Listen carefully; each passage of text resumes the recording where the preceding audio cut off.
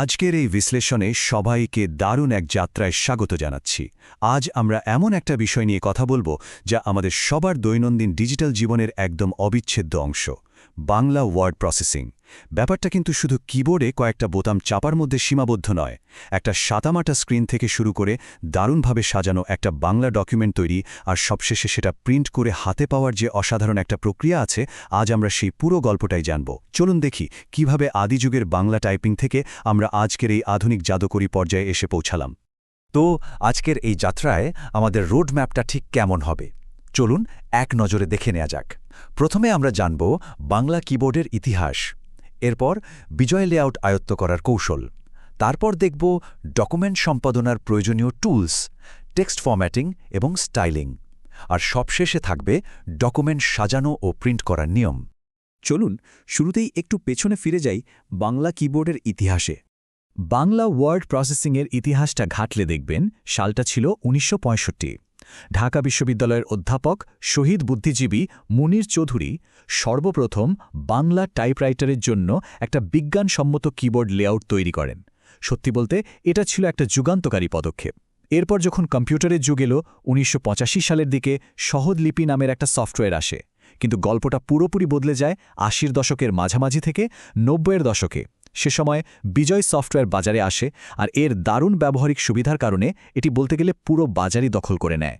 মুনির Unicode keyboard লেআউটের ধারণাটা আসলে সেই ১৯৬৫ সালের মুনির চৌধুরীর মূল নকশার ওপরই ভিত্তি করে তৈরি। ভাবলে অবাক হতে হয় যে আজ আমরা কম্পিউটারে এত অনায়াসে বাংলা লিখতে পারছি, তার একদম আদি ভিত্তিপ্রস্তর কিন্তু তিনিই স্থাপন করেছিলেন। এই লেআউটটি মূলত আমাদের বাংলা শব্দ প্রক্রিয়াকরণের প্রথম চাবিকাঠি। এবার আসা যাক আমাদের সবচেয়ে পরিচিত এবং দৈনন্দিন কাজের অংশটিতে, বিজয় লেআউট আয়ত্ত করা। আমাদের দৈনন্দিন লেখালেখির প্রধান হাতিয়ারই তো এই বিজয় কিবোর্ড লেআউট। এখানে প্রতিটি বোতামের নিচে এবং ওপরে বাংলা অক্ষরগুলো দারুণ একটা ছকে সাজানো থাকে, আর কিবোর্ডের শিফট কি ব্যবহার করে ওপরের অক্ষরগুলো খুব সহজেই লেখা যায়। বাংলা ড্রাফটিংয়ের জন্য এটি এখন সবচেয়ে জনপ্রিয় মাধ্যম। তবে হ্যাঁ, কিবোর্ডে হাত রাখার আগেই সবচেয়ে গুরুত্বপূর্ণ একটা কাজ করে নিতে হয়।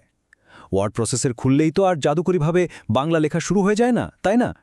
সফটওয়্যারটিকে একটু জাগিয়ে তুলতে হয়, আর সেই জাদুকরী মাস্টার কিটা হল কিবোর্ডের কন্ট্রোল, অল্টার এবং বি, এই তিনটি বোতাম একসাথে চাপা। এটি সিস্টেমটিকে মুহূর্তের মধ্যে ইংরেজি থেকে পুরোপুরি বাংলা মাধ্যমে নিয়ে আসে।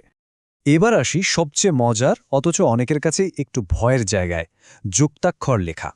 ব্যাপারটা কিন্তু দারুণ সোজা। ধরুন খ লিখতে হবে, প্রথমে ক টাইপ করতে হবে, এরপর ম্যাজিকের মতো কাজ করবে ইংরেজি জি বোতামটি। এই জি হলো আসলে একটা সেতুর মতো, বা বলতে পারেন একটা আঠার মতো, যা দুটো আলাদা অক্ষরকে একসাথে জুড়ে দেয়। জি চাপার পর দ্বিতীয় অক্ষর স চাপলেই কিন্তু তৈরি হয়ে যাবে আমাদের কাঙ্ক্ষিত যুক্তাক্ষর খ। ব্যাস, এই একটা ছোট্ট নিয়ম মনে রাখলেই যে কোনো যুক্তাক্ষর লেখা একেবারে পানির মতো সহজ। ড্রাফটিং তো হলো, এবার ডকুমেন্ট সম্পাদনার প্রয়োজনীয় কিছু টুলস নিয়ে কথা বলা যাক। যে কোনো লেখাকে নিখুঁত করতে এই শর্টকাট কমান্ডগুলো হলো একজন দক্ষ ব্যবহারকারীর আসল সুপার পাওয়ার। বারবার মাউস টেনে কাজ করাটা কিন্তু বেশ সময় সাপেক্ষ। শর্টকাটগুলো জানা থাকলে লেখার ওপর পুরো নিয়ন্ত্রণ চলে আসে। ধরুন কোনো শব্দ কপি করতে চাইছেন, জাস্ট Ctrl+C চেপে দিন। সেটা অন্য কোথাও বসাতে Ctrl+V, আর কোনো অংশ একেবারে মুছে ফেলতে কাট বা Ctrl+X দারুণ কাজ করে। তবে হ্যাঁ, এই সব কিছুর আগে লেখাকে নির্বাচন বা সিলেক্ট করার জন্য শিফট চেপে অ্যারো কি ব্যবহার করতে ভুললে কিন্তু চলবে না। চলুন দেখি এর পরের ধাপে কি আছে। ধরুন অনেক বড় একটা ডকুমেন্ট নিয়ে কাজ হচ্ছে। এখন কার্সারকে এক জায়গা থেকে অন্য জায়গায় খুব দ্রুত নিতে হবে। মাউস দিয়ে স্ক্রল করার বদলে শুধু হোম বা এন্ড বোতাম চেপে মুহূর্তের মধ্যে একটা লাইনের শুরুতে বা শেষে চলে যাওয়া যায়। আর পুরো ডকুমেন্টের একদম প্রথমে বা শেষে যেতে খুব সোজা, কন্ট্রোলের সাথে হোম বা এন্ড চাপলেই কেল্লাফতে।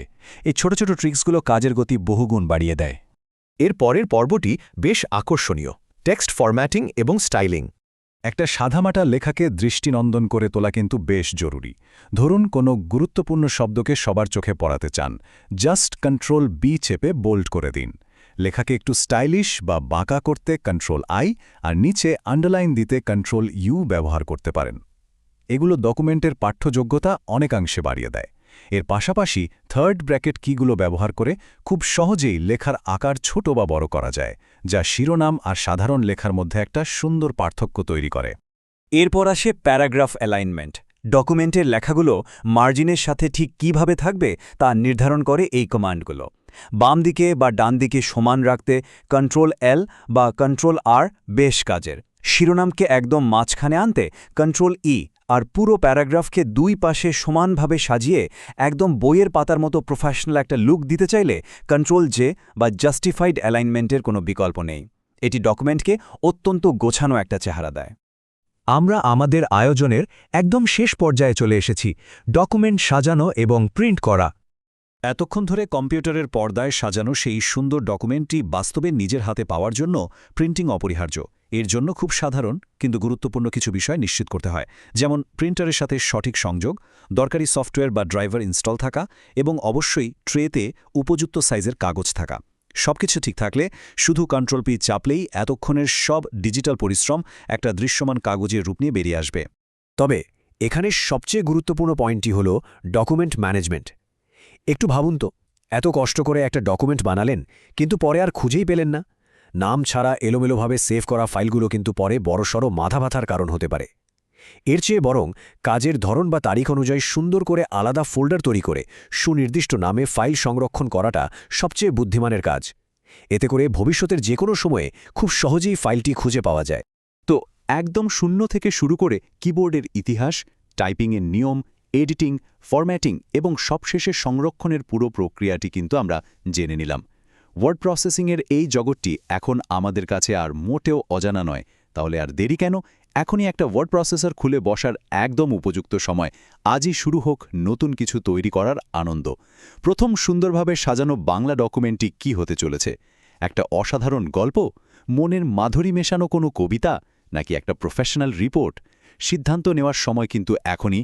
এতক্ষণ আমাদের এই যাত্রায় সাথে থাকার জন্য অসংখ্য ধন্যবাদ।